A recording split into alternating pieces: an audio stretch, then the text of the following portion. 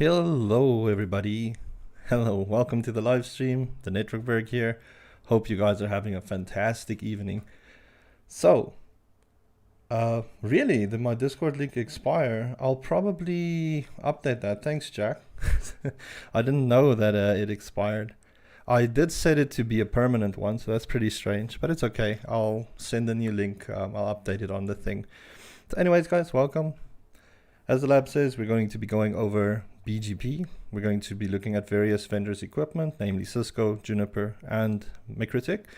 But I thought as a fun twist, I actually wanted to set up BGP on physical equipment and bring that physical equipment into our virtual topology so that we can establish BGP sessions from this EVNG environment into a real Mikrotik router that's sitting next to me. It's a very small router, but it's still, that's the fun thing about router OS, right? On Mikrotik, it all works the same. It doesn't matter if it's the smallest equipment or the biggest router. Configs are basically exactly the same. Nothing changes, so it's very easy and straightforward to set up. So let's set this stuff up. I've got a couple of 951s next to me. What I want to do is just quickly, I'm going to wipe everything, by the way. We're going to set this whole lab up from scratch so that everything will work, because I want to show you how cool BGP is, but also how scary it can be if you accidentally make a mistake with the setup, or if you don't actually know what you're doing, and then you will probably cause some issues. So let's try and avoid making mistakes, especially when it comes to peering with the internet. If you're peering with an IXP, or you're using another network provider as a IP transit network, and you're peering with them and you want to advertise your IPs, make sure that you're advertising the right things. You don't want to, you'll see in a second like how crazy it can be if you don't specify things like route filters and what can happen. All right, so first things first, I've got two 951s. This top one is, we can just access, it's on my normal LAN, it's connected to my home router. So I can just connect to this, and from this router, I'm actually just going to look at its neighbors, and then we will find on Ether 4, there's another Mikrotik, so I'm just going to MAC telnet to that. This is just admin blank. So I'm just going to factory reset this. So system reset configuration. Yes. Oh, wait, before I do that, no. And then we just want to say no defaults. Yes. Reason I want to do that is I dislike on these smaller Mikrotik routers, they come with the default configuration, which has stuff like bridged interfaces. I mean, it's easy if it's for a home computer that you just want to bring up, or a home network that you just want to bring up onto the internet. But it makes it, it's not necessarily the type of configuration you want to run if you're doing stuff like BGP peering. So I'm just going to wipe the default configs off. And let's reset the second Mikrotik, and then we'll do this primary one as well. And these are now the physical Mikrotiks. All the Mikrotiks on Eve is powered off. This is like straight over my Ethernet cable to my other router that's in a bridge mode to this one Mikrotik. So one Mikrotik's busy factory resetting. Let's just factory reset this one. Reset config, no default, reset. And there we go. So it will be relatively quick for us to see these routers come back up. So let's just wait and see. The moment I see a neighbor, I'll just connect. And then we can start configuring some IP addresses and such, just to get, you know, the layer 3 connectivity going. Because in BGP, we need layer 3 connectivity. We need to be able to get to the other IP address. So while this boots, let's just look at this topology. It's pretty interesting. So what we're going to do is we're going to establish peers between all of these routers where the links are connected. And we will just be advertising some networks from probably this R4. I did something interesting there, and we'll just continue with that and see how that carries over into the stream. This Mikrotik should be back up. There we go. It's still running a oldish firmware, but that's okay. It doesn't bother me much. All right, let's just quickly close all our windows. And let's just figure out what we want to do with our physical topology. So we've set this as real Mikrotiks. the one Mikrotik we will actually peer with from the Eve lab, and the real Mikrotik will peer with the other real Mikrotik. I won't have that second real Mikrotik peer with this Eve lab. So let's just say the IP address we will put on this real Mikrotik will be 192.168.1.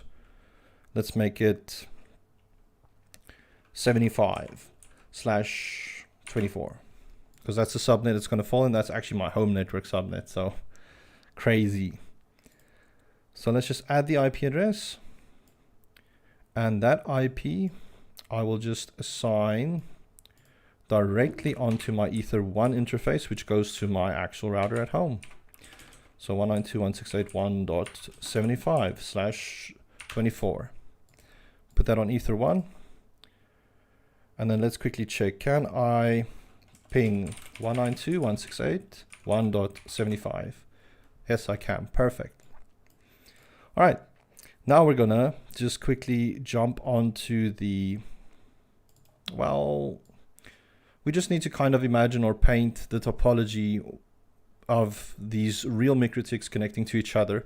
So let's just give these Mikrotiks names as well. So I'll just give it system identity, and let's call this real Mic1. And then real Mic1 has its interface Ether4 connected to the other Mikrotik. So let's just add another address, and this address I'll make something like 10. Let's make it 123.231.1/30.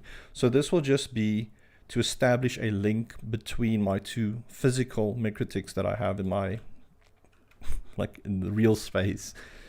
Feels weird saying real space, but I guess it's just because I lab so much topologies that I don't necessarily put the physical equipment in to also just, you know, bring everything up.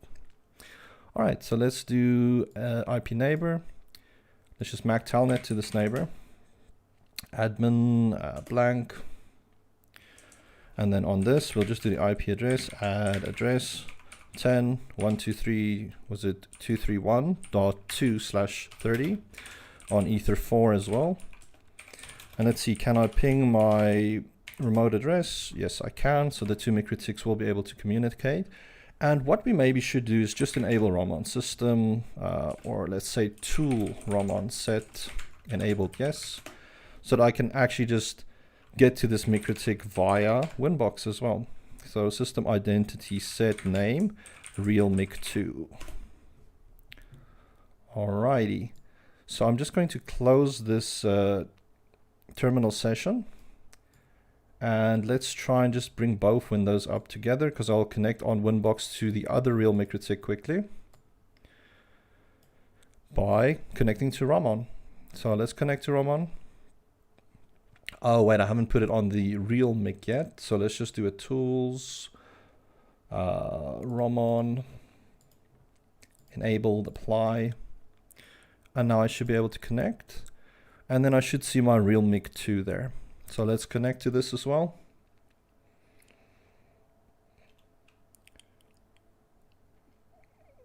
Yes, Jack. So the best way to, if you want to do packet capturing, then you'll use the sniffer tool. So you'll do the packet sniffer, and this is packet capturing. If you save this file and you go to your file system, you can load that into Wireshark and you can go through it like a normal packet capture file. I think you just maybe need to rename it to PCAP.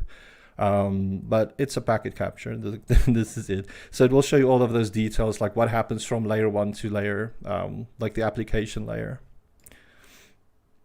All right, anyways, let's continue with our little lab. I'm on the real Mic2 now via Winbox on, let's say, the ROM-on. So let's close the windows. All right, this is starting to look fine.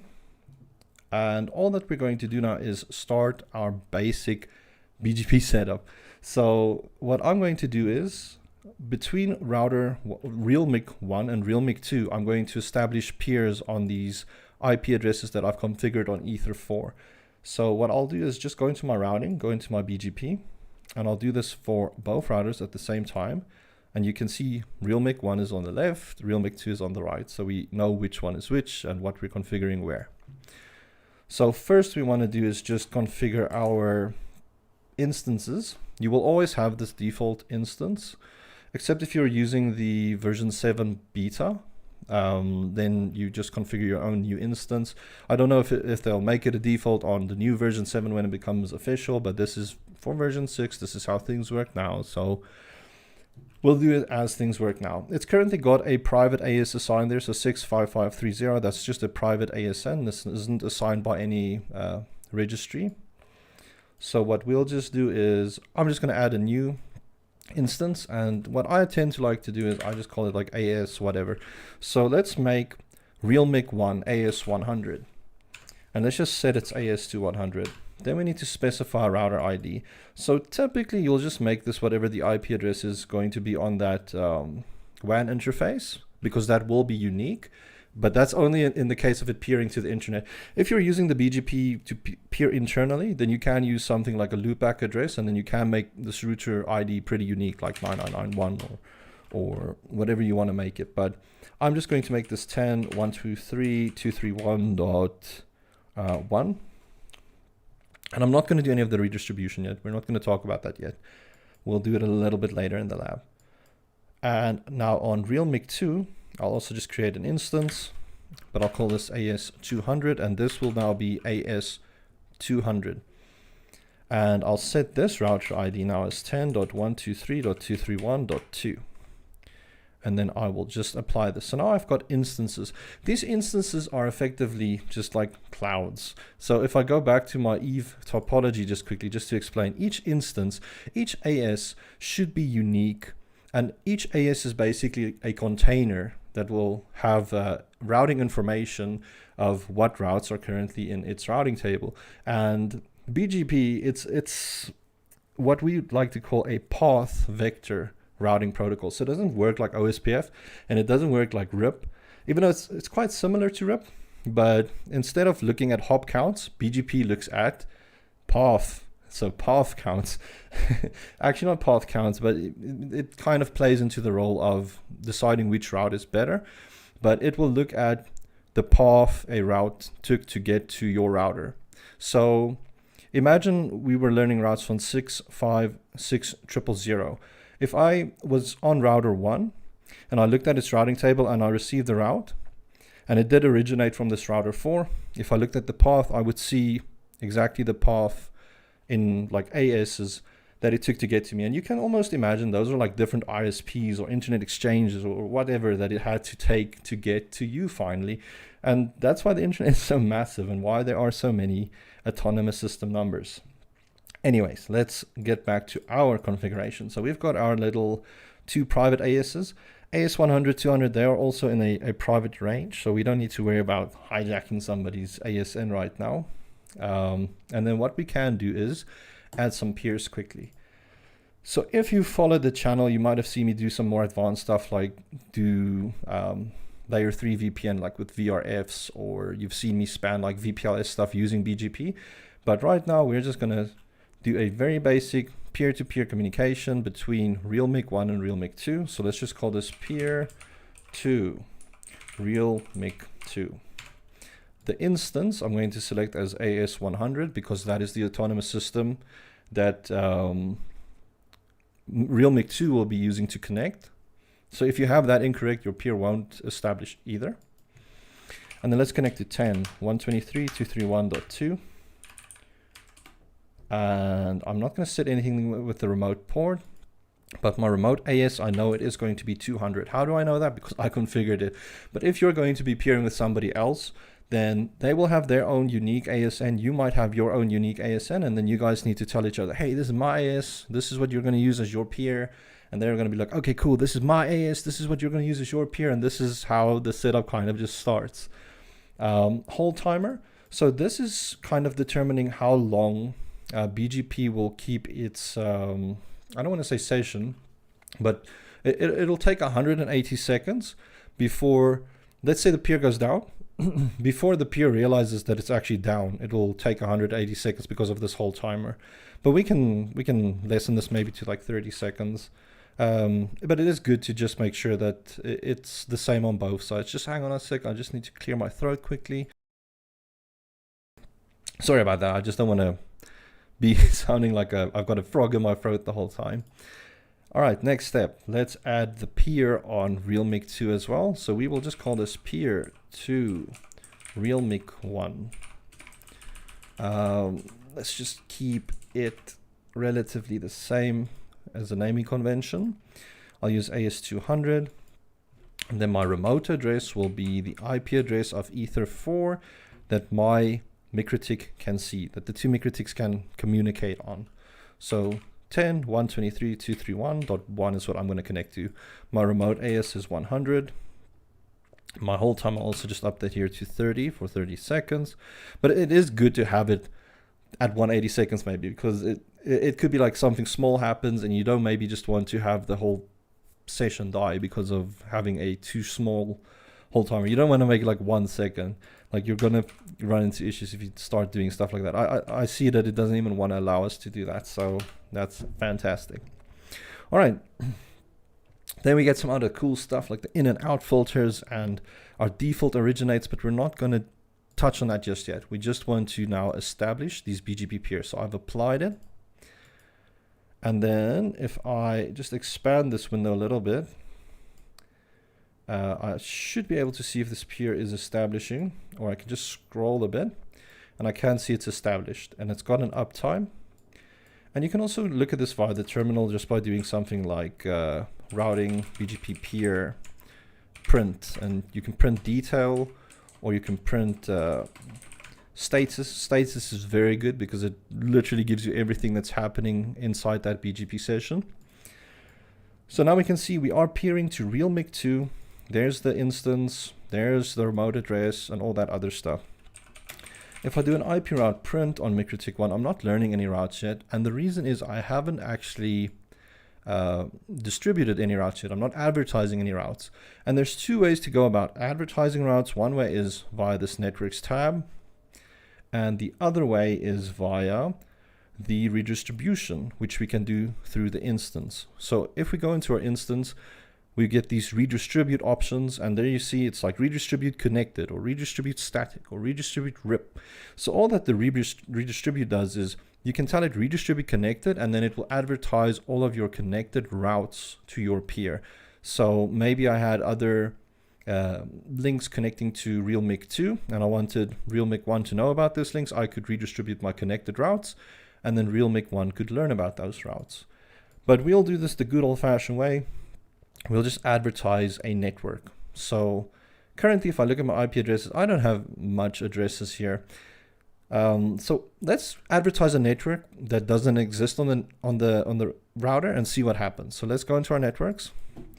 Let's try and advertise something like 200.100.50.0/25.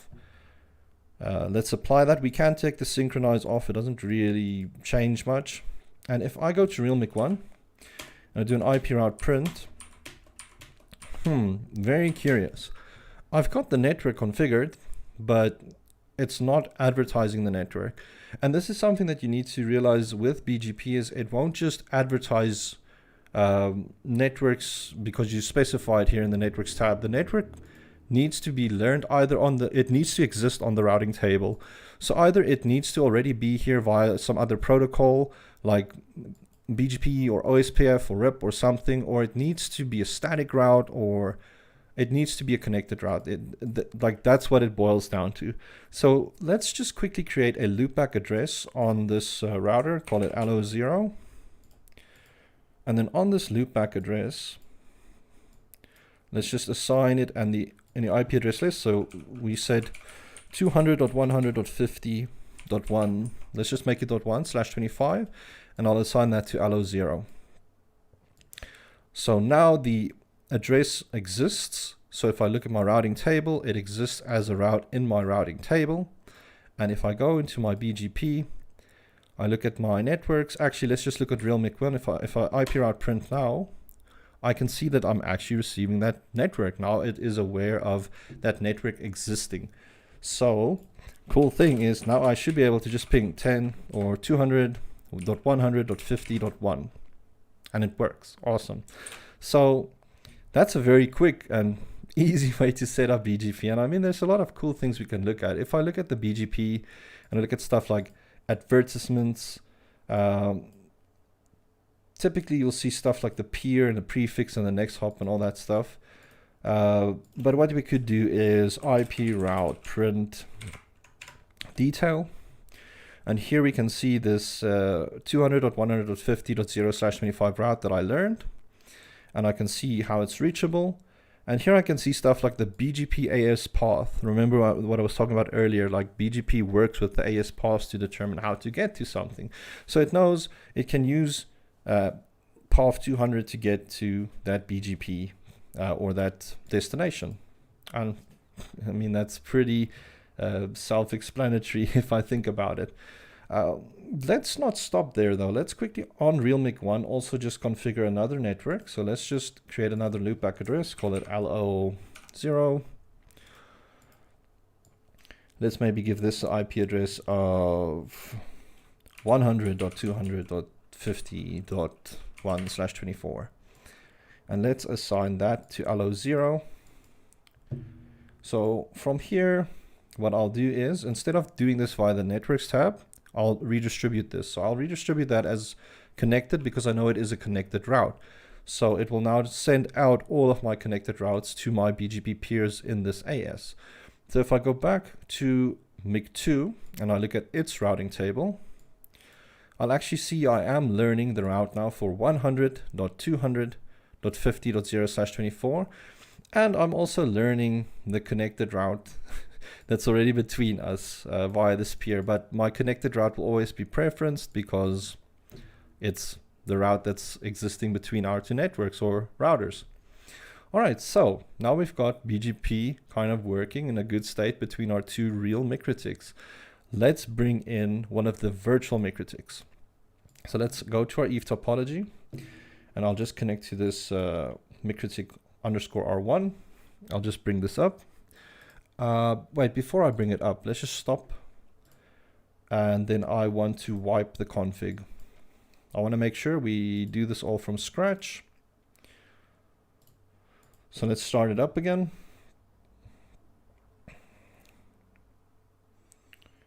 And I should be able to just Mac Winbox to this. So let's just see if I can pick it up in my neighbors. And we'll see it as a CHR.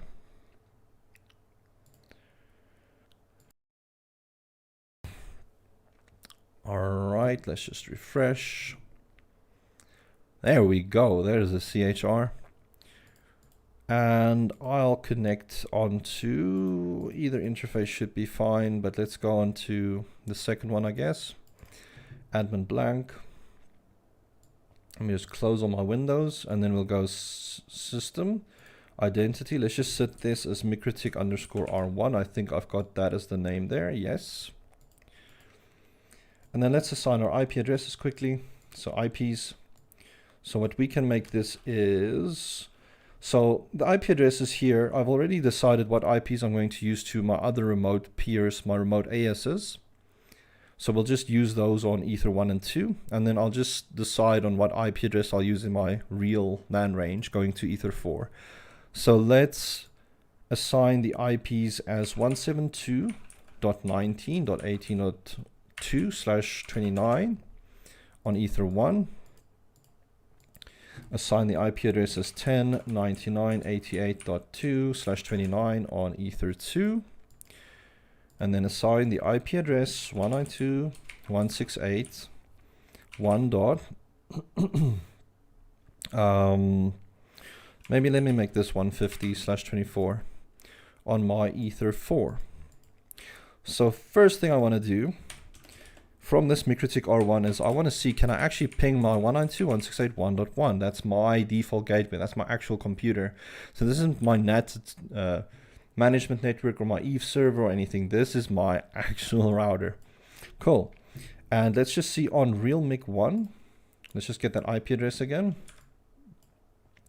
So that is 192.168.1.75. So from Mikrotik 1, which is on Eve, which is a virtual router, can I ping 192.168.1.75, which is a physical real Mikrotik? Yes, I can. That is awesome. That means we will be able to do stuff like establish a BGP peer to a real Mikrotik using a virtual Mikrotik now. And this is pretty basic and often to see in real life as well. It's not unheard of that CHRs are configured in the data center because you can assign way more resources to the device. So it's pretty useful for stuff like BGP peering because you can throw a ton of RAM. The CPU isn't that important in version 6 right now because the BGP unfortunately only runs on one core as far as I know. But on version 7 they're changing that to be multi-core process. All right, but let's figure out, let's quickly peer with real Mikrotik 1. So what I'm going to do is on Mikrotik R1, which is the virtual one, let's just create a new instance. And this is going to be AS64151. 64151. And then my router ID for this, I'm going to make it one of the WAN IPs. So let's just make that 172.168.18.2. And let's apply this. Now I'm going to set up my peer.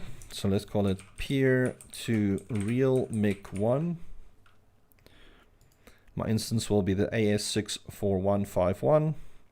My remote address is going to be 192.168.1.75.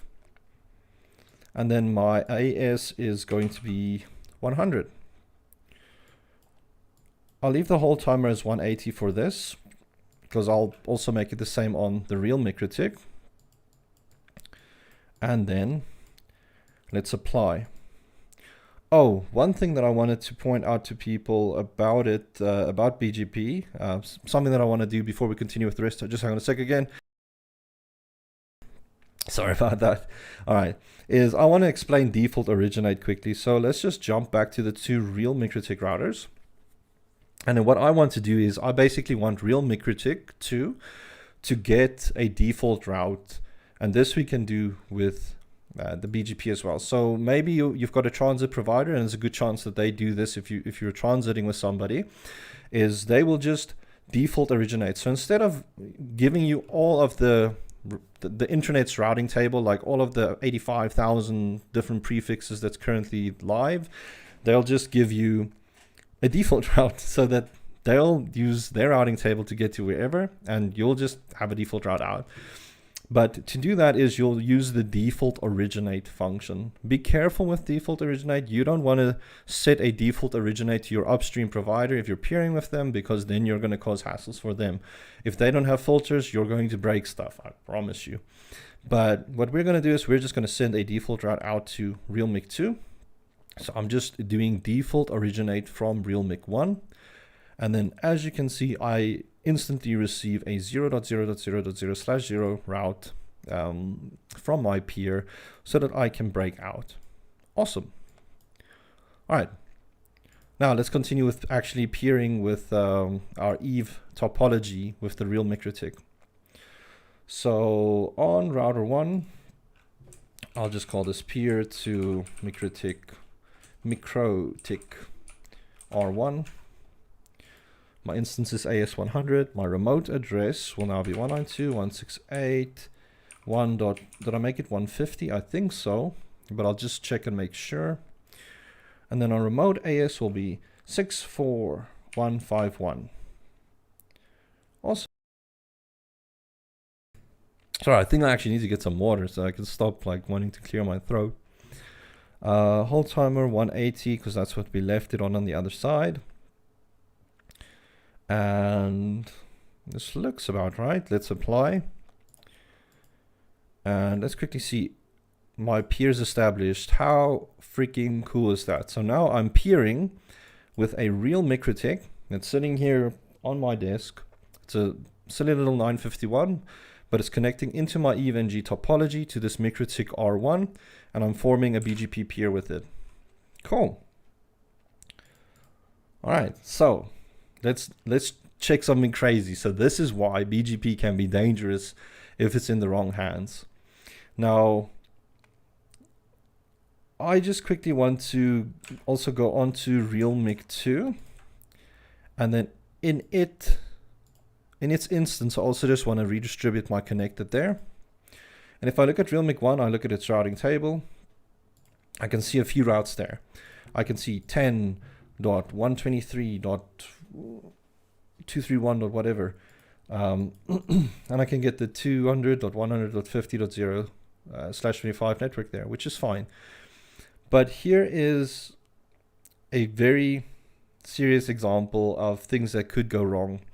And I'm going to just assign another IP address to realmic 2, make it 192.168.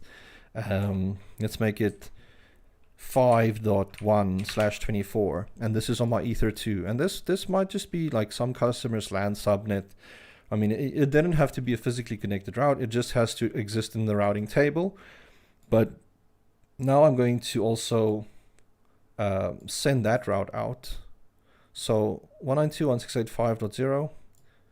I should actually be learning this now on realmic. So let's just look at our routing BGP quickly. I might just want to resend, refresh. Resend, refresh. Else, let's just disable, re-enable our peer quickly. Because I'm actually expecting more subnets right now, to be honest. I'm expecting that 192.168.5 subnet. Let's just look at our routing table here, IP route print. Very interesting that I'm not learning it. All right.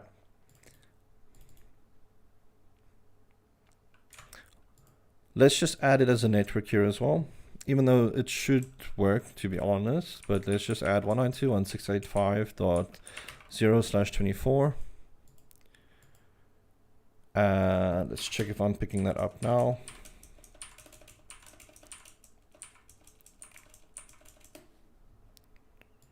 I'm actually still not picking it up. It's pretty strange. 192.168.5.0. Let's maybe just... Oh, I'm being such a silly person now. So the reason it's not working is because I'm so used to working on Eve where all of the interfaces are just live. The IP address is actually not going to be live right now. If I look at my routes as well, 192.168.5.0, you see it's actually blue. And the reason is because the interface is not patched or plugged in or anything. So let's just create another loopback address, let's call it allo1, and let's just move that IP to that loopback address. That way we definitely know the interface is live, and if I look at my routes now, I am picking it up. And let's just remove it from our networks and make sure that we're still learning the route. I am still indeed learning that route. 192.168.5.0. All right, so next step is I'm going to go into Eve on my virtual router, which I've got Winbox open on, and I'm peering with realmic 1, and I'm learning 5 prefixes already. So if I go into my routing table, I'm learning 192.168.5.0/24, and that's actually pretty scary because I haven't configured it on my realmic 1. It's not set anywhere here. It's not like I'm telling it, hey, 192.168.5.0/24. I'm advertising it here, and I'm also not like redistributing other routes that I'm learning from BGP. I'm just redistributing my connected routes. So why? What the heck? And this comes down to, this is kind of BGP's job. This is why the internet works how it works, why it runs on BGP, because BGP kind of like makes the entire network aware of the paths to get to something. So now we actually know how to get to 192.168.5.0/24. And in theory, I should be able to ping, let's just see 192.168. I don't know if I can ping 5.1. Yes, I can. And I haven't set up any type of special routing to make this work, but think about it this way, why this could potentially be dangerous is I'm a network newbie. I've configured BGP. I'm peering with somebody, and I'm advertising a private route out to the internet. And that is going to get me into some serious trouble because the internet police is going to come find me and actually break down my door. But in all seriousness, that is something that sometimes happens, is people might accidentally expose or advertise an IP, like a private IP, but they might also accidentally advertise IPs that do not belong to them. And that is typically known as like route hijacking, and it's very bad to do because that means traffic will then go to your router and you can do with your router whatever you want with it, and it's pretty dangerous stuff. So this is why we need to properly learn to use stuff like route filters. We don't just connect to a peer and leave it like that and this is how everything is going to work now. We need to set up route filters. So we can actually clean this up a bit from our real Mikrotiks quickly. So on real Mik 1, all that I'm going to do is, I know my peer to Mikrotik _R1 is kind of like the internet, let's say. So onto that Mikrotik, I'm definitely going to set up some filters quickly. So we can set up an out and an in filter, and they do exactly what they sound like. You can filter things that are coming in to the peer, and you can filter things that's going out to the peer. So what we're going to do now is just set up an out filter to stuff that's going to Mikrotik _R1, and we might call this Mik R1 out. So that's just going to be the name for the out filter. And then what we need to do is just go into our routing filters, and if I hit the plus, a chain is literally the name. Like that is the chain. The chain is what we are going to reference. And for our out filter, we're going to reference this Mikrotik R1 out. Then we can do stuff like we can specify exactly which prefixes we want to send out to the internet. So maybe I want that Mikrotik to know about my, what was it, 100.200.50 address. So what I'll do is I'll specify 100.200.50.0. Was it a /25 or 24? I think it's /25. No, it's a /24. So let's make it /24. So I'll say that prefix, that specific prefix. What I'm going to do with it is I'm going to pass through, and I could just basically apply that like that. And then what I could do in the chains is I could just copy the same chain maybe, but I'll just remove that prefix. I'll keep the chain name the same, but my actions, so for everything else, I'll just discard it. And these things also kind of work in sequence. You can change them around like this, but if I do that, everything's going to get blocked. Whereas if I do that, that specific prefix will be allowed through, but all other prefixes will get blocked. So I might just need to disable, re-enable them, because Mikrotik is sometimes funny like that. And if I go back to my real or Mikrotik R1, let's look at our routing BGP. Oh, at the moment, I'm not getting any prefixes. All right, let's go to our real Mikrotik. Let's just change this action from pass through to accept. And let's go back. All right, cool. So we just needed to use the accept action and not the pass through action. So that actually makes sense because it's not traffic that's like just passing through the network. It is actually being sent out. So now we told it anything that's going to Mikrotik _R1, we've applied a route filter to, and we're only like allowing that peer to learn the specific subnet, our subnet. We don't want it to learn all of the other subnets, which makes sense. It's totally fine. All right, so let's just look at the routing table quickly here to confirm that it is set up that way. So yes, I'm learning 100.200.50. Can I ping that? Ping 100.200.50. 200.50.1. I can ping that. Can I still ping 192.168.5.1? No, I can't ping that because the route has been removed out of the routing table. So that's pretty cool. All right. I wonder, do we really... Actually, yes, let's configure all of these devices. Let's do the setup. It's more fair if we just set everything up. So let me just wipe this Mikrotik R2 and the Cisco. And let's quickly start them up. And now we're just going to form a peer from this Mikrotik R1 to Mikrotik R2, as well as the Cisco R2. So let's just jump into PuTTY, because this will be quicker to just set up there quickly. No, I don't want to look at the license. So system identity set name, Mikrotik R2. Let's system tool Ramon. No, tool Ramon's set enabled. Yes. All right, so let's quickly add our IP addresses. So I can look at them there. So 172.20.20.2. IP address 172, add 172.20.20.2/29 is going to ether 1, I think. Yes. And then our IP address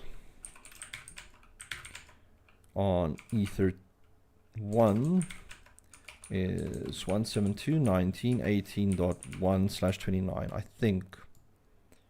Yes. And that is on ether 2. All right. So let's quickly configure the BGP. I just want to look at the AS number there. It's 64543.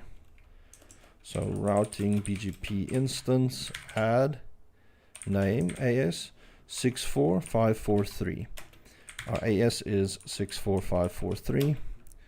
And our router ID, let's make that 172.20.20.2. We've added the new BGP instance, the new BGP cloud. So let's do routing BGP peer add name. This is just going to be peer to Mikrotik R1. Let's just move this a bit to here. Our remote dash address is going to be 172.19.18.2. Our remote dash AS will be 64151. 64151. Our instance will be the AS 64543. And that should be it. We could set an update source. So update source just basically specifies which interface updates will be sent from. And if you leave it blank, it will just automatically select the interface. But it is kind of good practice also to just set the update source. Especially if you're using stuff like a loopback address, then you might use the loopback address as your update source instead of the interface IP. But let's make this 172.19.18.1, and we can hit enter. All right, so the peer has been configured on Mikrotik _R2. And what we're going to do now is jump on the Cisco router, and we'll configure the BGP peer on this. So no, we don't want to do the initial config. And this is just a Cisco IOL image. It's not anything fancy or special. So config T int range E00 to 3, no shut. Config T int E00. Let's just make sure. All right, so my E0. All right, let's just configure each of the interfaces. So E00 has an IP address of 172.30.15.1. 30.15.1 with a /29, and then int E01. It had an IP address of, oh no, that IP was .2. We'll have to update it. It's okay, it's quick. So let's just make this, this is .1, 10.220.18, 10.220.18, .1. Let's just go back. Let's just do a no IP and then set the IP to .2. And then let's go into our int E02. Then we'll set this IP address to 10.99.88.1, which is also a /29. Cool. And WR. So let's just quickly see, can I ping across ping 10.99.88.2? So I lost my first packet to ARP and then I'm getting response. So from the Cisco I can get to Mikrotik R1 as well. So let's add this fully now. So route, let's do config T. I think it's router BGP, and then we do our AS number. So this AS is 65550, easy AS to remember. All right, then there's some very important information, and that being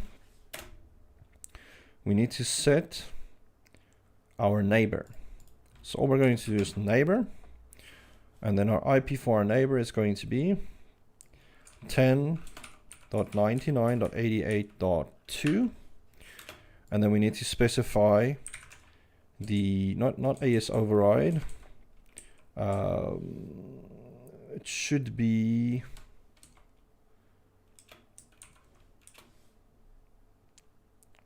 remote-AS. That's actually very similar to the Mikrotik, isn't it? And then our remote AS for this is 64151. And then what I could do is also just set my update source to 10.99.88.1, or I could make that E02.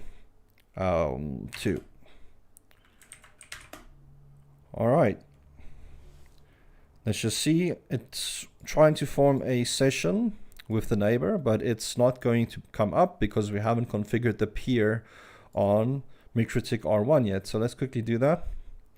So there's our real Mikrotiks. Here is our Mikrotik R1. Let's go into our routing BGP. Let's add our peer to Cisco R2. And our instance will be the 64151. Remote address 10, what was it, 88.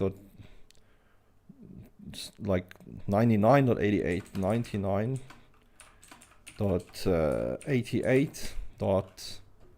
Am I .1 or .2? .1. And our peer was 65550. Maybe we should do some other scenarios as well, like with the multi-hop. I'll add it into the topology or the lab. But let's just first set this up. So we're also not going to do any filters or anything just yet. We're just going to apply this as is. Wait, I could set the update source also just here to, what is that interface? Ether 2.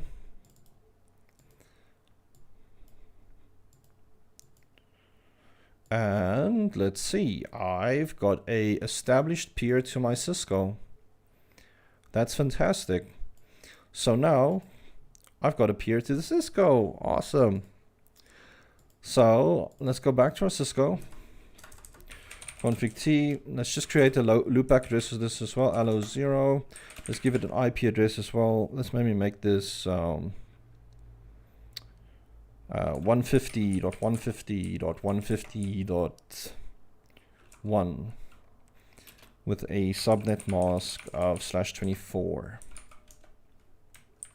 The reason I'm doing this is so that we can advertise this network via the BGP on the Cisco. So let's just go into the Cisco router, BGP 65550.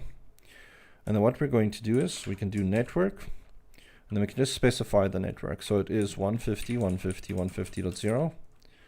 And then we can do the mask, and this mask is 255.255.255.0. We're not using a wildcard mask. This is the actual mask. It doesn't work like access lists. And then what I want to do is go back to our Mikrotik, and I can see I am receiving a prefix now from the Cisco. And if I look at my routes, I am learning 150.150.150.0 from the Cisco router. So let's just see, can I ping 150.150.150.1? Yes, I can. Awesome. Hey, Hacking Science. Thanks, man. Appreciate it. I've seen your comments. All right. So now we're peering with a Mikrotik in Eve and a Cisco. To make it less boring, I'll just start up this other Cisco and Mikrotik, but I won't change their configs. Let's just boot them up. They've already got the ASs and all that IP information configured, but let's configure stuff on the Juniper. So I'm going to wipe the Juniper, and then we're going to start this up. And this last Mikrotik is pretty cool. I probably won't wipe the config on it either, because it's got a few IP addresses that I'm going to advertise across this whole path that you're going to see that we're going to learn. Because I want us to kind of, let's focus on the real MIC1 as the actual Mikrotik, which is the physical device that's sitting on my desk. So if I go to real MIC1, and I go into its routing table, am I learning routes from the Cisco? So 150, 150, 150.0 I'm learning, and that is because there's no filters anywhere in the path, and everything's just like set to send through this whole path. All right, this Juniper, the Juniper takes a little bit of time to start up. I should have probably started this up a bit sooner. While that starts up, let's just maybe check, is my, hang on the Cisco, I don't think I've created my peers to the other neighbors yet, so let's just do that as well. So config T, router BGP 65550. Let's just do neighbor to 172.30.15.1. 172.30.15.1. Remote AS 64510. 64510. And neighbor just came up. That's wonderful. I love seeing that. And then we're going to form a neighbor as well to this R4, but it's still powered down, so this isn't going to come up, but that's fine. Neighbor 10, what was that? 220.18 dot 2 with the remote AS as 65600. All right, so our Cisco's config is done. Let's just see what Mr. Juniper is doing. Still booting up, but this is the power of a real virtual Juniper as well. This is a VMX image. It is a little bit dated, but it's the only thing I had available to me. But I'm happy with it. What I want to lab, I can lab on it, so it's not like anything lost for me. Let's see. Still busy booting. Maybe I should just bring up Mikrotik R4. Yeah, let's just start it. I'm not going to wipe that now. And I'll show you what's going on Mikrotik R4 as well. Some pretty crazy stuff.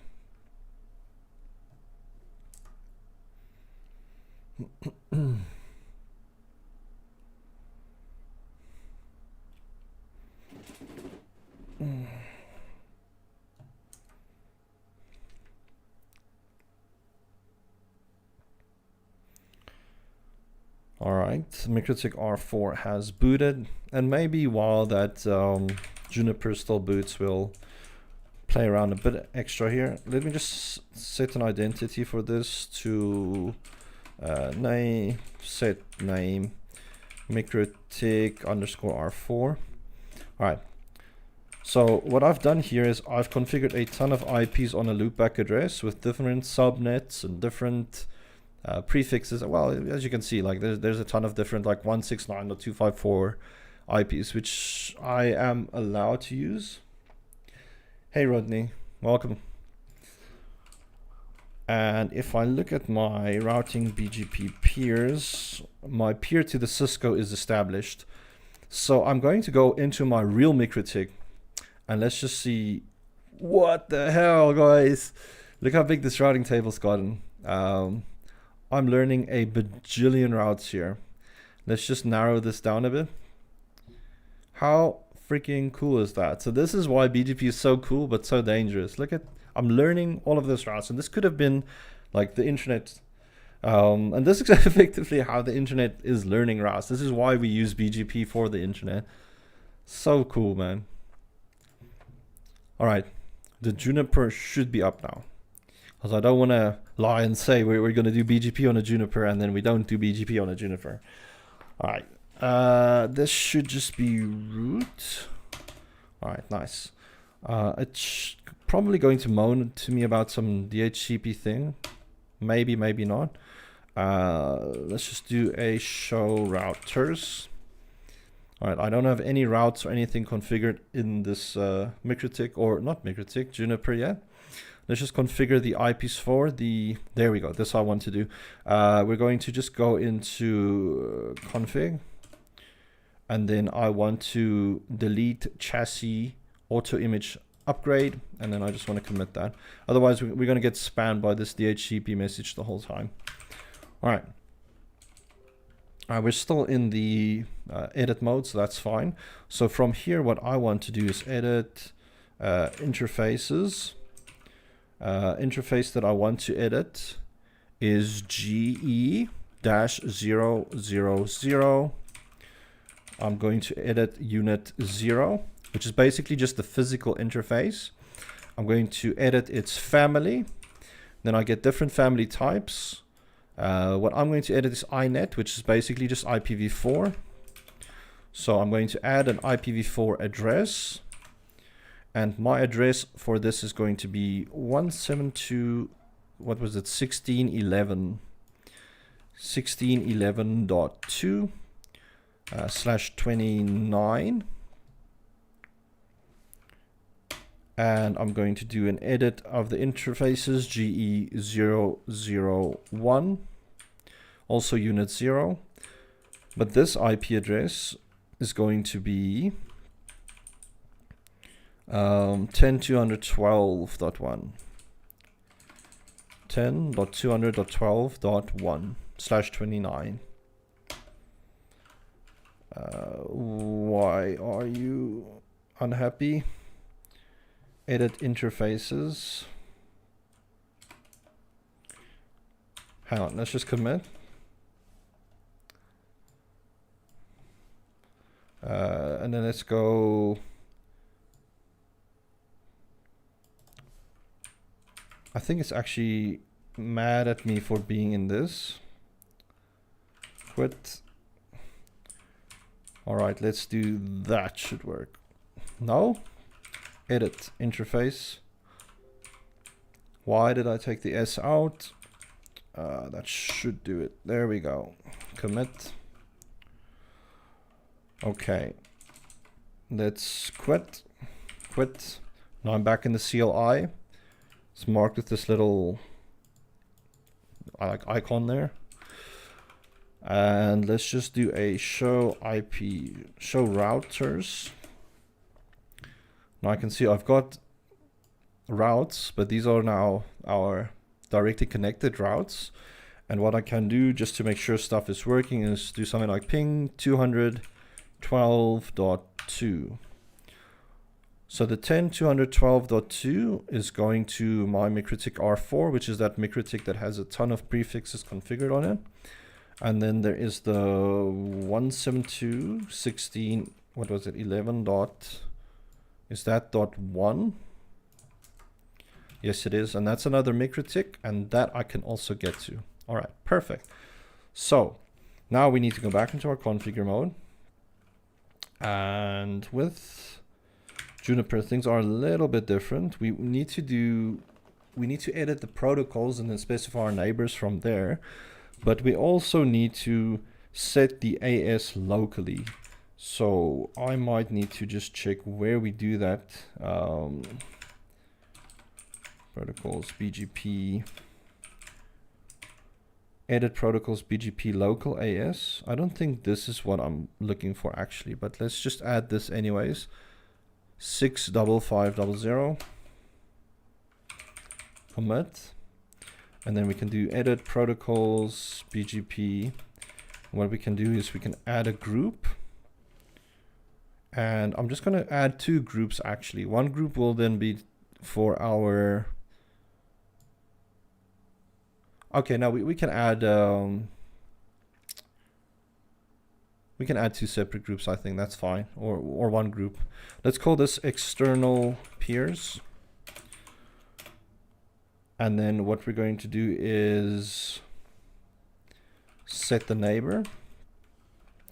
The neighbor's address will be 172.16.11.1, and then its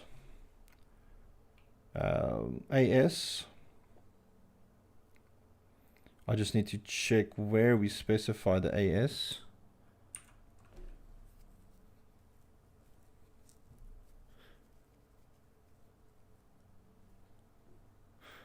Hang on, external peers.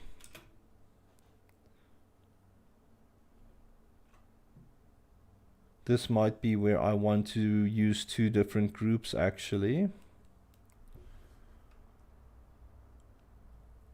I don't see the actual options that I want. So let's use our good friend Google. Who knows how to Google? So let's Google Juniper Bgp configuration. And then we can go in here, have a nice good look at how BGP sessions are configured on Juniper. And here it gives us a nice quick CLI configuration. So what I can see here is we've set interfaces. This is what I wanted. So we want to do the routing options and set an autonomous system number. And set peer AS. Okay, so this is why we're going to use 2 separate groups as well, because we are going to peer with 2 different ASs. All right, so I think I've got what I want. So let's just go back into our command line on the VMX. And what I want to do is edit. Let's just edit our routing options. And then from our routing options, all that we're going to do is set autonomous, or edit routing options, set autonomous system, and then we can set the AS number. So this is 65500, 65500. Cool. We can commit this, and then I can quit that, and then let's edit our routing, edit protocol BGP group, external peers, external peer 1, or let's call this peer 2 Mikrotik R4. That's correct. And what we can do is set the neighbor IP so long to, actually let's just do this. Let's just go into the group, and then from the group we can set our neighbor, and then that will now be 10, what was it, 200 or something, 10 212.2. And then we can set our AS, no, set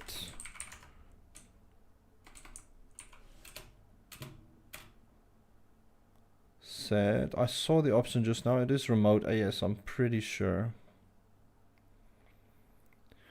Oh, so let's just jump back here. Oh, peer AS, set peer AS. So the peer AS for our Mikrotik was 65600. Let's commit that. Let's quit that.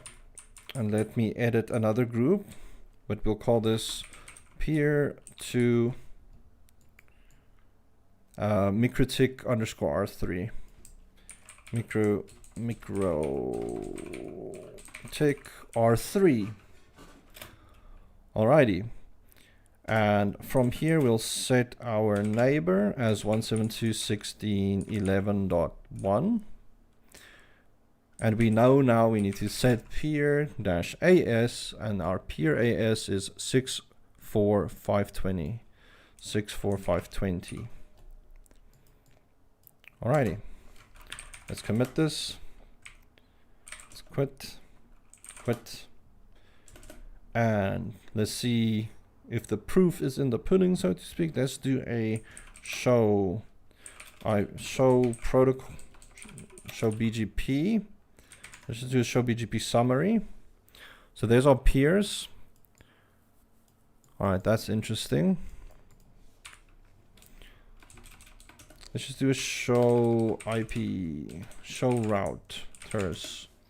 Okay, I am actually receiving all of the BGP routes from router 4 or Mikrotik router 4.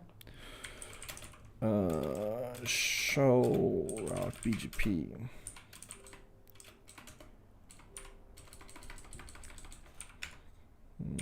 Show BGP.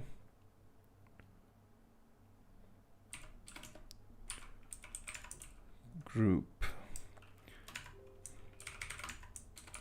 to Mikrotik R4.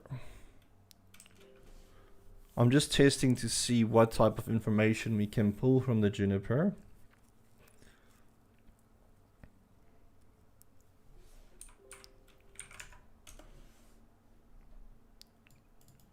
Alright, so we can see it's external, we can see our local AS, we can see what we're peering with, we can see how many prefixes we're receiving. But I swear there's something more we can see. Show IP, no, show BGP.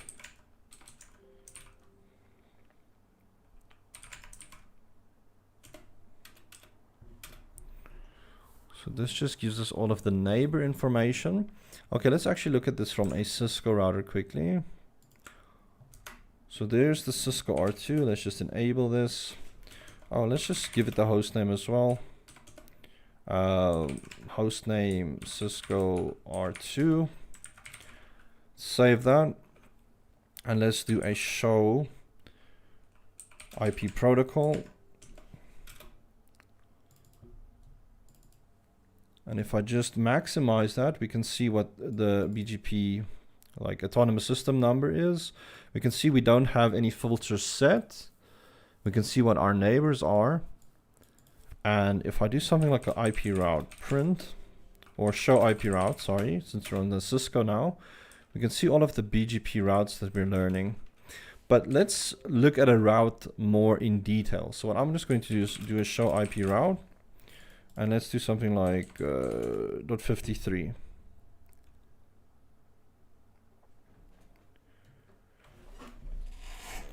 So let's see here. All right, so this is showing me it's only one hop, but that is because the Cisco is directly connected to router 4. So let's actually go into Cisco R1. And then I want to just show you the AS paths again. So enable config T, host name, Cisco R1. Something doesn't look right with the BGP here. Let's just check show IP protocols.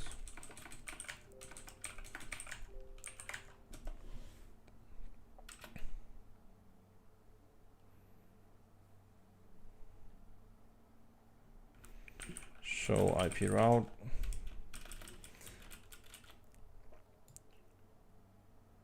I just want to check quickly, because I know on this Mikrotik last time I had some issues. I just want to see if it is the same type of issues again.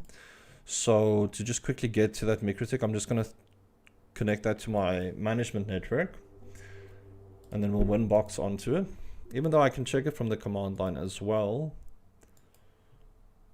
Let's just see here, routing BGP is my peers connected. So my peer to the Juniper is actually not connected, but the peer to the Cisco is. So what is the Cisco not connecting to? Probably why we should have done the lab completely from scratch, eh? Let's just see. From here, can I actually ping 172.16.11.1.2? I can. Did I change the instance? I actually think I might have changed the instance. 65432 65.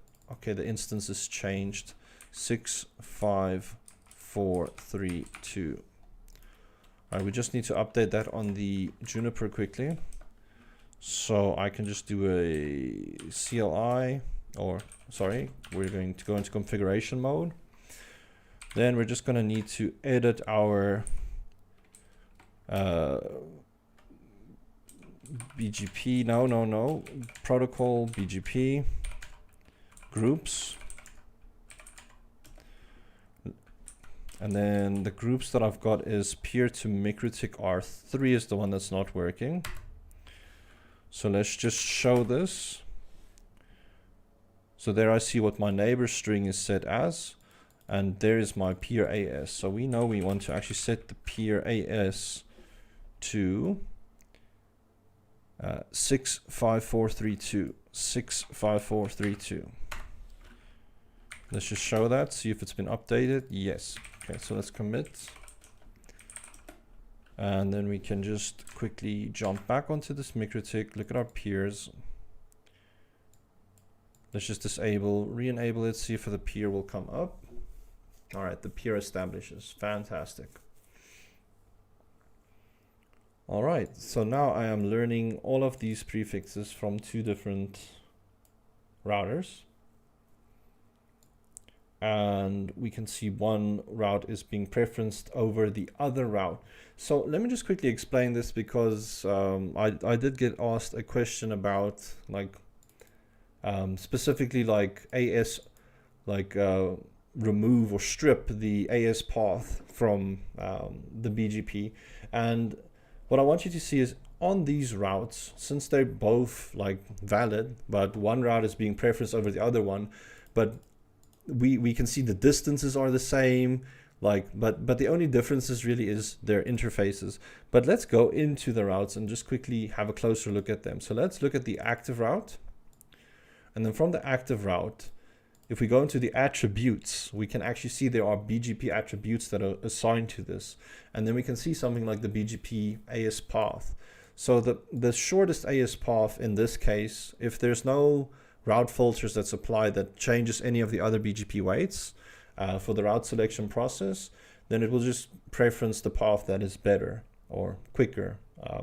Let's say the path that is shorter, the path that has less paths. So let's go into this blue route, go into its attributes, and let's see if I can put them next to each other.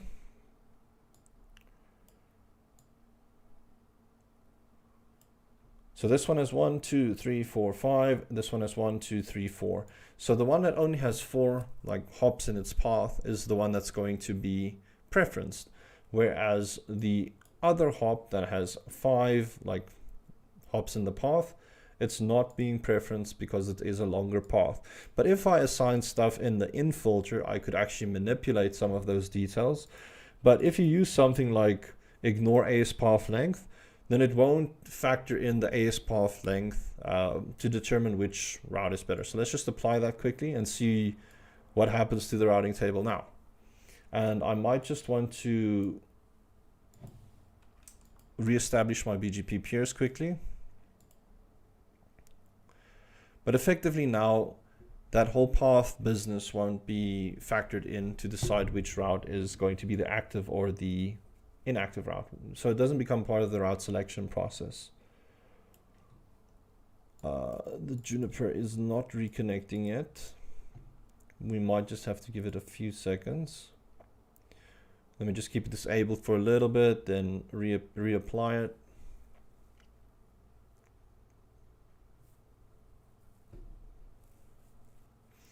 All right, there we go. So if I look at my routing table now we actually have a bit of an issue, because it's no longer like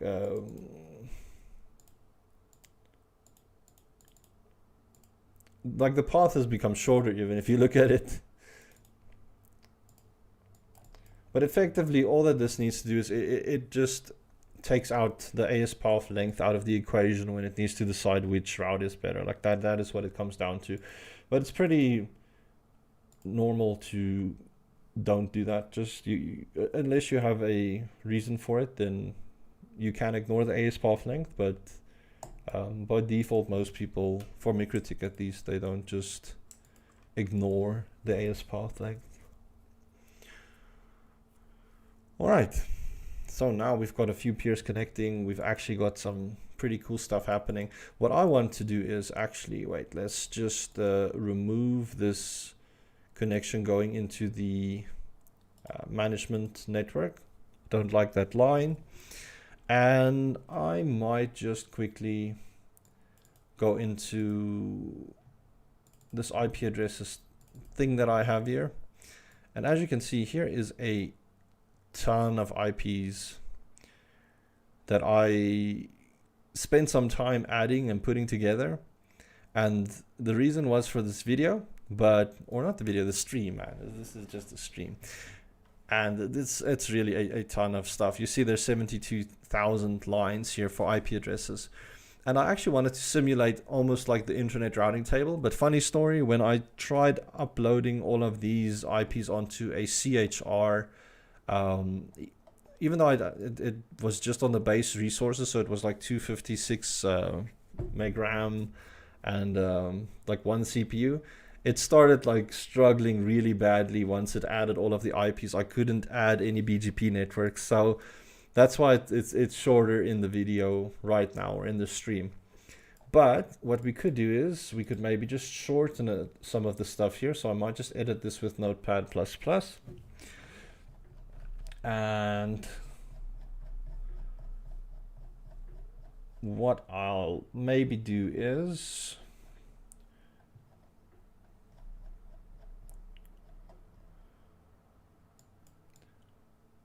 all of the 169 IPs I might add. So that will give us 1,000 IP addresses. That seems like a reasonable routing table. So those I will just copy and I'll paste them in on router 4. So let's go back into Eve, and how I actually made it work before, or what worked good for me, was just to create a script and have the script add the IPs. Maybe we should do that, to be honest. Let's just quickly, I'm already on router 4. So let's just connect to it. And then what I'll do is I'll go into its files. Let's just export a quick file. So let's say IP address export file equals, let's call this upload this.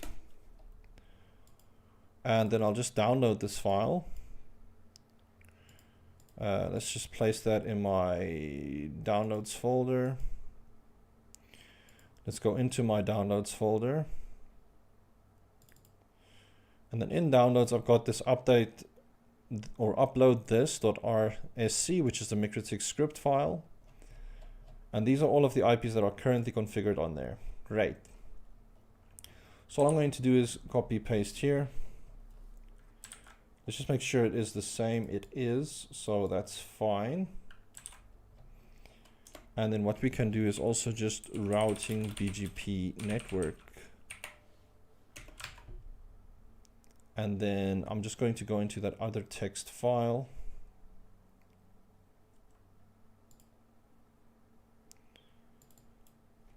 Sorry about that. Let's go into desktop, BGP networks. Let's edit that with the Notepad++ as well. And then I want to just add all of this 169 subnets basically. So 169. This was up to here. Perfect. So let's just copy all of these networks. IP, okay, that's not right. Let's go back into our upload.rsc. There's the networks. And that looks good. I'm going to save this, and then I'm going to upload this into Mikrotik 4. So let's upload. Let's go into downloads, upload.rsc.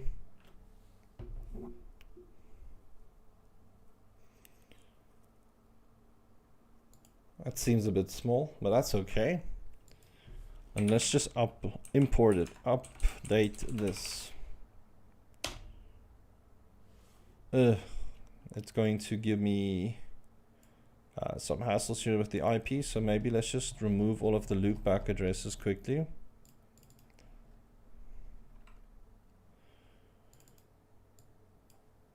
Oh, come on.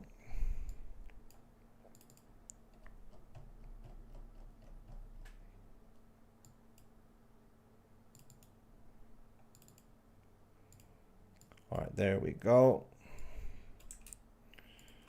So all of these loopback addresses, I'm just going to delete. And the same for the BGP networks. I'm just going to delete them all.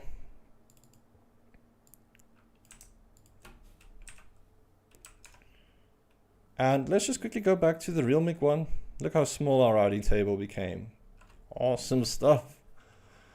So we're going to make it a bit bigger now, just by importing that upload this script.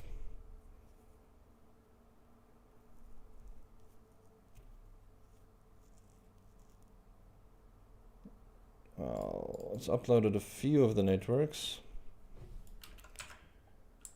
Although I was unhappy with one of them. It seems like I've made a typo somewhere.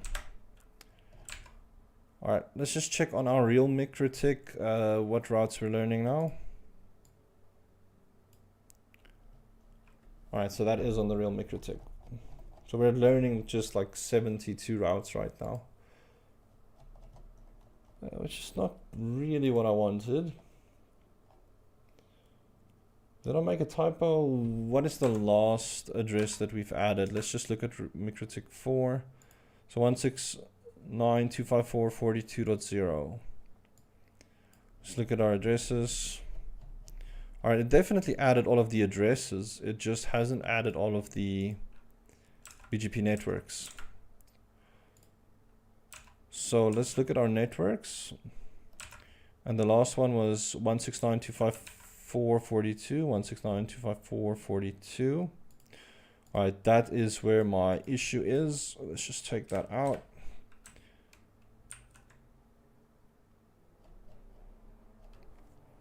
And I'm probably just going to have to recopy this all again, which is fine. All right, there we go.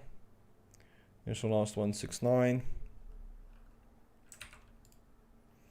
And then for the upload, the script, I might just remove all of the IP address stuff because we're not using that right now.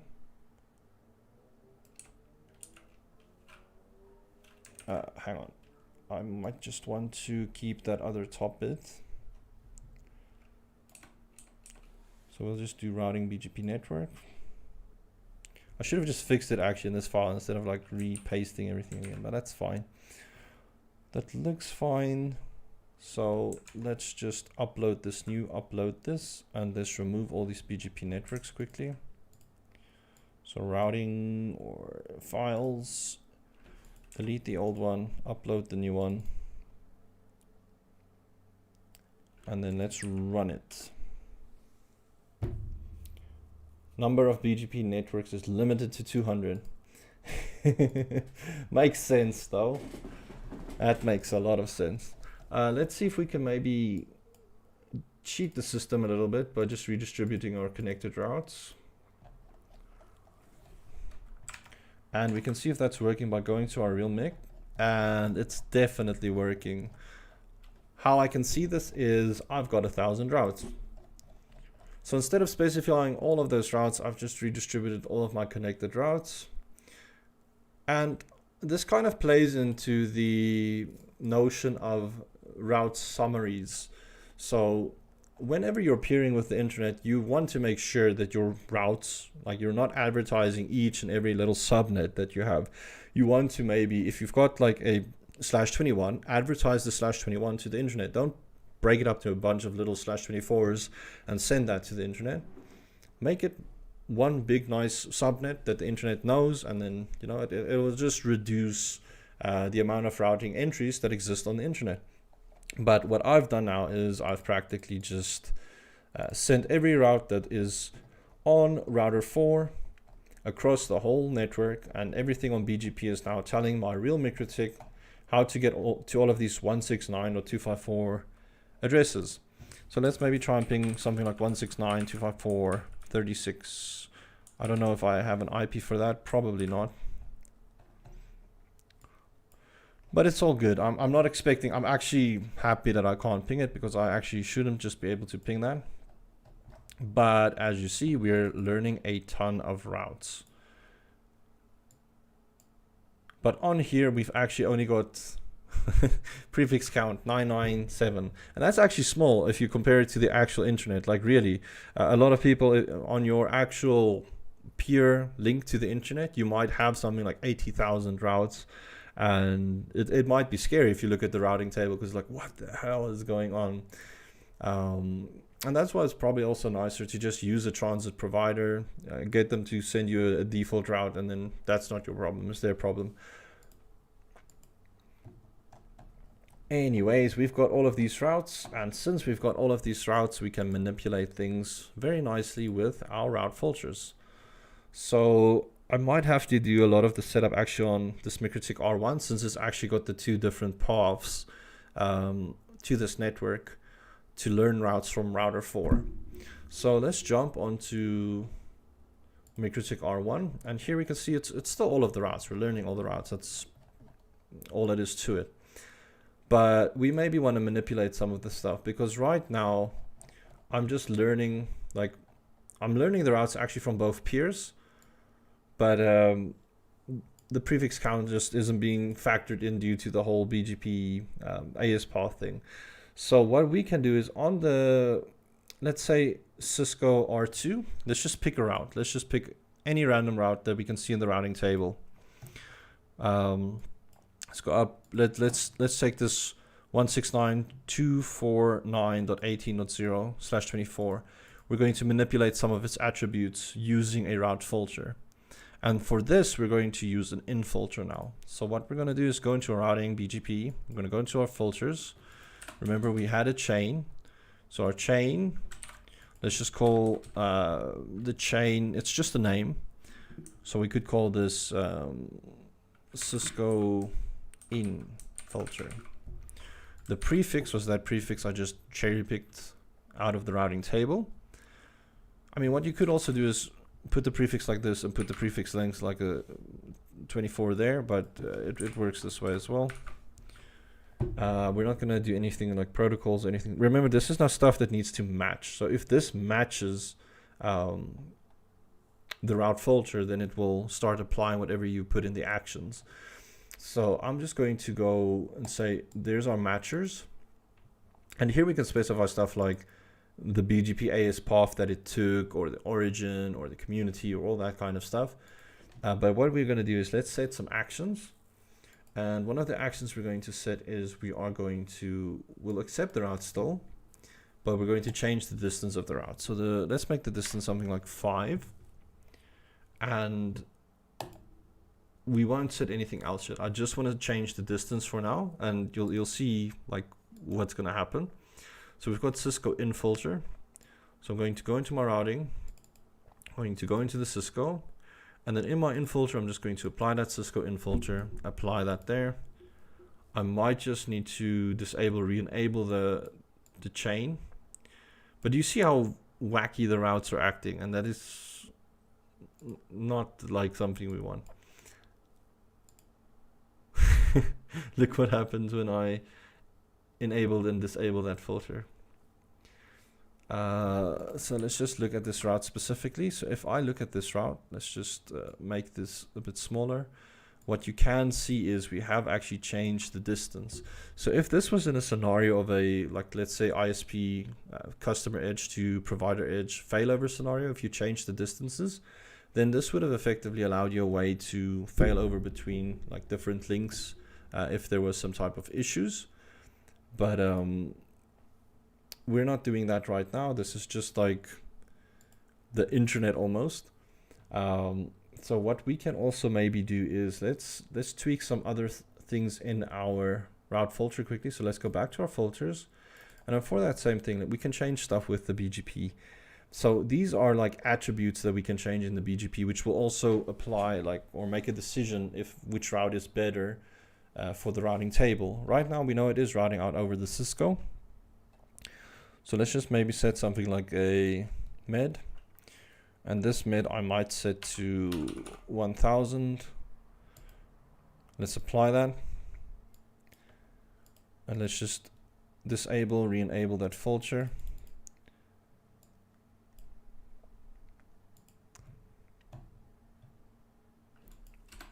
And then let's see what happens. Pretty funky.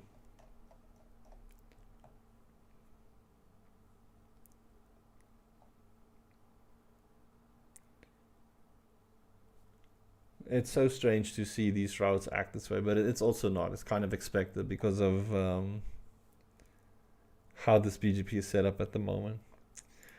But let's go in here. There we can see our path. And what I'm interested in is BGP med. We are now adding a med to it.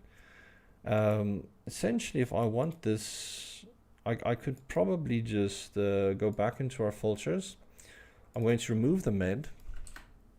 So let's not use any med, because the med is more or less something you want to apply from the sending side. It's not really, it works if you add it onto the receiving end, but then it'll put that med on like further down the line, and then it'll more or less impact those people further down the line.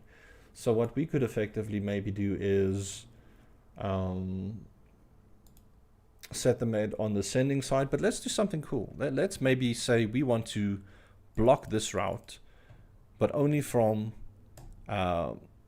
stuff from that AS path. So let's create it. We've already got the in filter. Actually, we've applied it to the in filter. So what I'm going to do is this same subnet. So we're going to match the same prefix, but then what we can say is the BGP AS path. Let's just see the path that it currently is set to. Let's say that's the current AS path. So if that's the AS path, what we can do is we can discard. So let's apply that. And let's quickly see, what does this do to our routing table? Let's look at our routes. What was that route exactly? I think it was .18.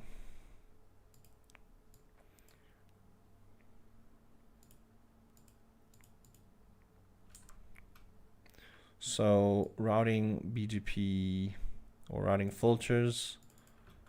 Just want to copy this here. And then let's go into our routing table. And at the moment, I'm not learning any route. Let's do our little trick with the ignore AS path length quickly. We might just have to restart our peers.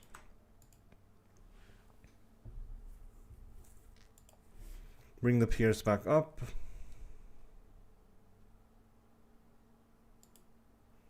I'm actually being such a silly man now because I haven't configured a peer to the Mikrotik 2 yet. I've only got a peer to the real Mikrotik. So this is actually why that route didn't show up. Let's just do a peer to Mikrotik R2. There's our instance, our remote address 172.19.18.1 64543. And then let's apply. That looks good. So let's go back to our routes.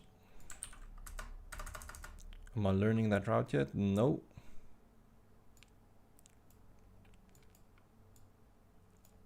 Let's just disable that. Let's look at our peers. Well, the peer is established, but I'm not seeing any prefix counts yet. Let's just remove this ignore ASPath stuff. Disable that, enable that.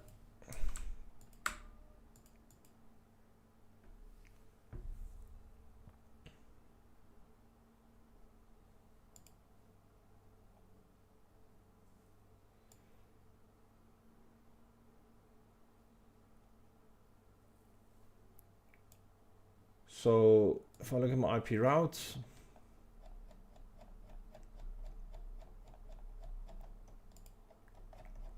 still just learning them all from the same peer. Let's just disable the peer to the Cisco R2 quickly and see what happens.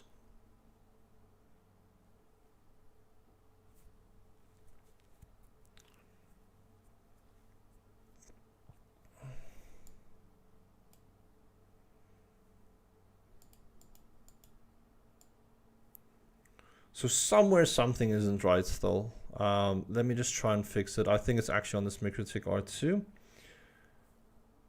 Oh, that makes sense. Let's just go into the Mikrotik R2. I don't know if I've got the peer configured to the Cisco. Let's just check. So routing BGP peer detail or print. Let's print the status.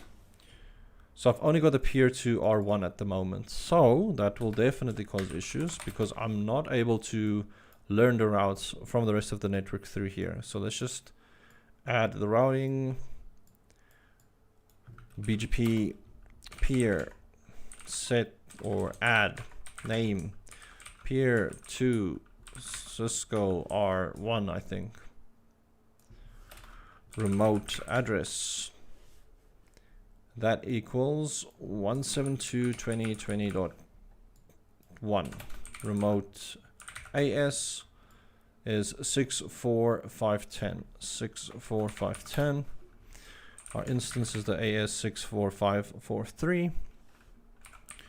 And our update source on that is going to be Ether1. Let's do it routing BGP peer print status. So the Cisco peer is now printing. Let's just go back to our router 1. Yes, now I'm learning the routes. I just don't know, did I re-enable that other peer? No, I didn't. All right, so let's enable the Cisco as well. Or the peer to the Cisco. And let's just see how we're learning routes.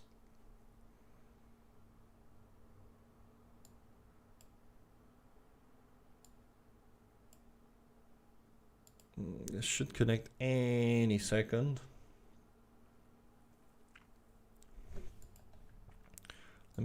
There we go. All right, cool. And what I can see is the prefix count that I'm effectively learning from the Cisco R1 is 996, but I'm learning one prefix from the peer from Mikrotik R2. Can we guess which peer I'm learning from Mikrotik R2? So if I go into my routing table and I search, what was it, 169.249, was it .18.0/24? It should be there. Okay, hang on, 169. So I am learning this, and if I look at my attributes, this is the AS path I'm learning it from, and that looks for me like the IP towards the, so 17, 19, 18, 1 is the IP to the Mikrotik. So that one route now, I'm effectively, because of the in filter that I've applied, it's no longer coming from the Cisco, it's now coming from this other Mikrotik. Fantastic.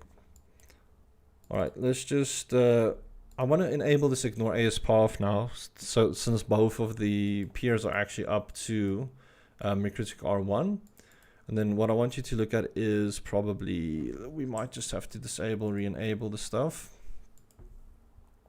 But I already showed you guys, I mean, it's literally just a case of the path becoming like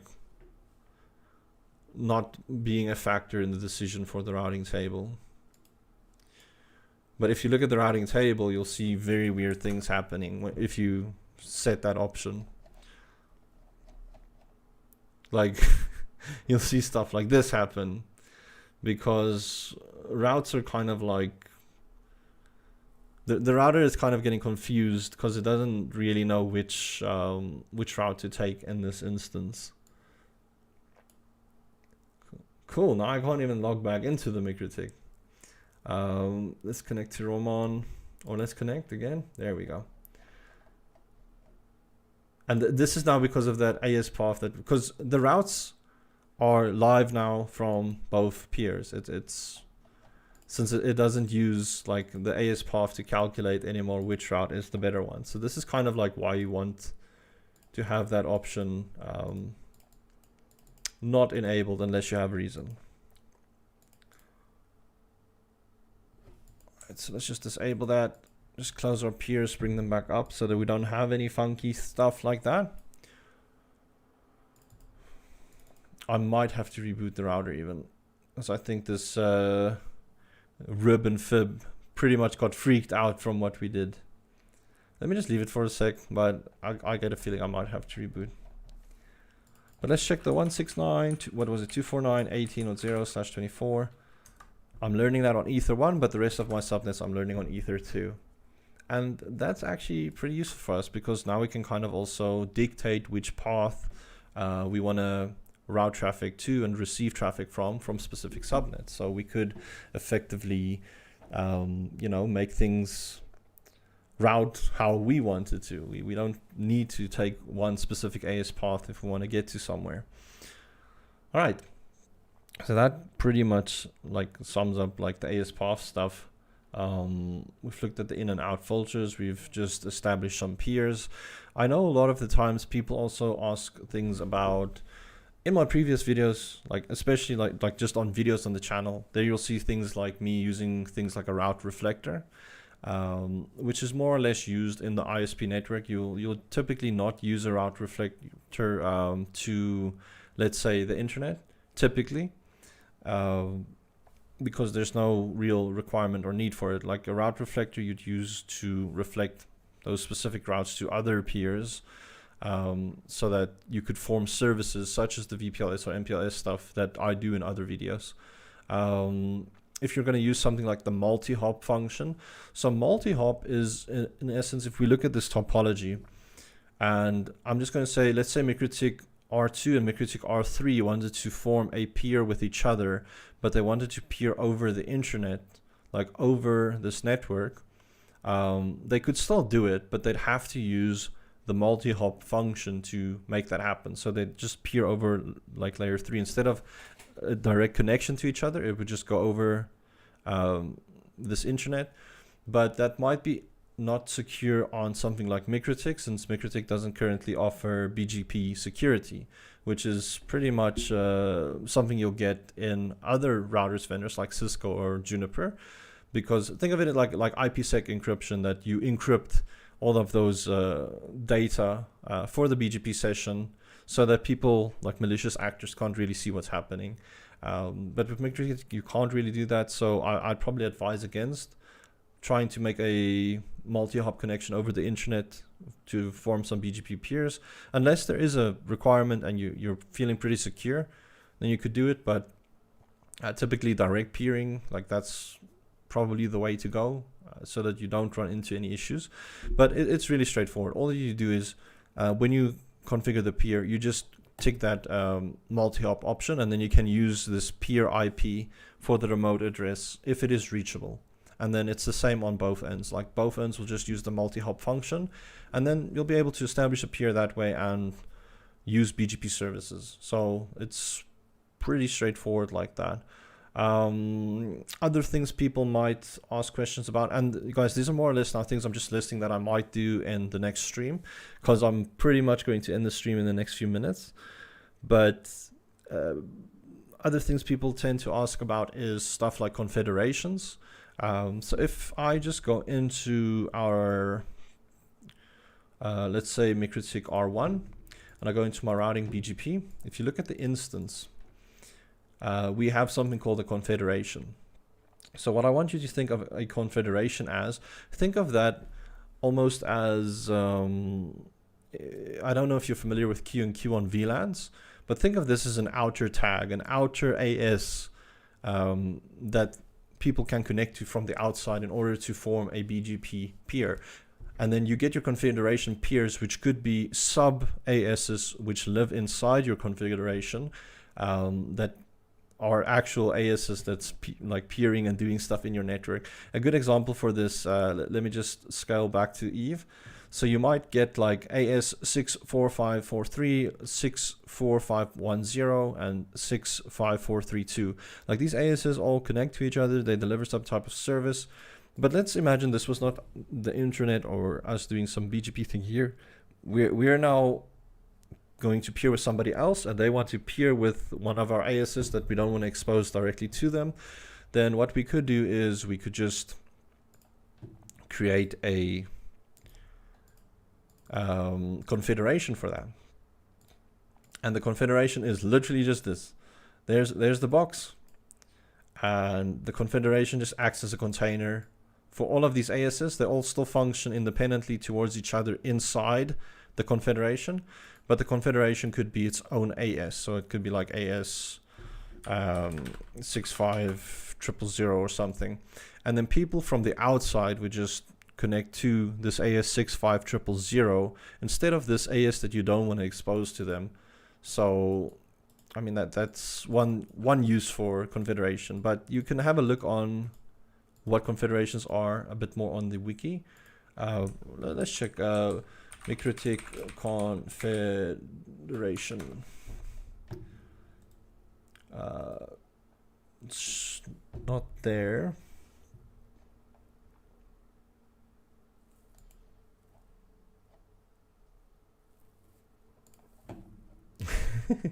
You know, it's like sometimes you just want to show people something like where they can get the resources for it, but it might not be like the best place. Communities is also pretty big that people typically ask after, and that'll also do in another video. Probably the next video in the next stream we'll look at confederations and communities and such. But a community is essentially, think of this as something that you can add to an access, like a filter. And based off of the information in the community, you can manipulate certain type of traffic. So if you receive like a prefix from, let's say, Cisco R1 or Cisco R2 to R1, if it receives that packet, but it can see inside that BGP packet it belongs to a community, and that community is like something, then from that something you know you could do something with the root. That sounds so dumb if I put it like that, but effectively, let's say AS64151 it's got community 100 or whatever on it, and that community 100 is being learned by Mikrotik 2. You could then pass that community like 100 or 200 whatever traffic to Cisco R1, or you could drop it if you wanted to. Like it's got uses like that. Like people typically make communities available when you peer to them so that you can just automatically like get IPs from them or block certain stuff. It's a cool thing, but it is definitely one of the more, I'd say, advanced things that it's not a niche, like it's used widely, but It's definitely up there when it comes to BGP configuration. It's not something that you just do in your everyday config. Where is the BGP? So here we just have the stuff for peers and whatnot. Let's just do Confederation. In case of BGP configuration, yeah, this doesn't really describe it really well. I think how I said it in the video is probably like the best way to describe it. It's literally just putting all of your ASs inside a AS that will be visible to an external connector that they can connect to when they want to peer. And then they don't need to peer directly with your private AS that you maybe don't want to expose to them or something. We've talked about redistribution. The passive setting speaks for itself. I mean, passive just means the interface won't try and make a connection or establish the BGP session. Like if you have two sides that sets to passive, then you're gonna have an issue. You're never gonna have a BGP session then.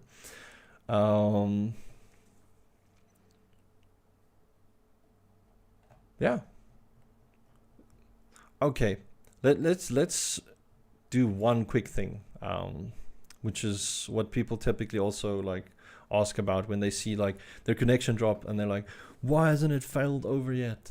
And what you'll typically see for this is it's because of that BGP session. At the very beginning of the video, I talked about the hold timers, but let's just quickly look at it. So what I'm going to do is I'm just going to I'm going to suspend. Actually, we don't need to suspend the link. I'll resume the link. I'll just turn off interface Ether 1 and 2 on Mikrotik R1. And let's go into Mikrotik R1. And what I want you to look at is the routing table. So we'll look at the routes. And then what I'm going to do is I'm going to do IP routing, or no, routing. We're not going to do anything with the routing. We're going to go into our interfaces. And then we're just going to disable, what was it? 1 and 2. So interface, disable 0 and 1. So these routes are still being learned in the routing table. And the reason for that is the BGP peer is actually still up. It's considered up because of the whole timer that we've configured, but also just kind of like how BGP works. If the whole timer was set to something like 30 seconds, like I did earlier on one of the other routers, then after 30 seconds, the peer would realize, oh, I'm off, my routes aren't valid. So it is set to like 3 minutes by default, and for good reason, because sometimes, like I said, hiccups happen, and you don't just want all of the routes to suddenly go out somewhere else because of one little hiccup. You know, reconvergence is a, I don't want to use the B word, but it's not fun. So as you can see, we're waiting, and we've got routes that aren't actually working in our routing table, and this is just because the link dropped, but the BGP hasn't realized yet that it's gone off. So I'm just going to re-enable. Actually, I'm not going to re-enable. We're just going to wait for it to fully realize that it's down, and then I'll just re-enable one of the peers, and then we'll see like if everything still works. And then after that, I know it sounds like I'm trying to get off the stream, but I am, because it is getting close to 10 p.m. right now, and I would like to spend a little bit of time with my family as well.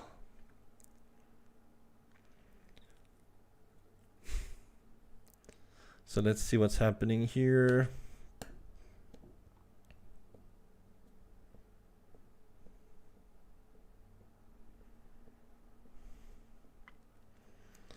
This is literally just me sitting now, and it's going to take like another minute or two. I know it because the whole timer is set for 180 seconds. A quicker way to just force reconvergence is just to disable the peer and then re-enable it, and that will also technically just force that to happen. But since the peer is down, let's just quickly re-enable, which peer goes to my Mikrotik Ether1. So I'm just going to put Ether1 back on. And then let's see what the BGP does.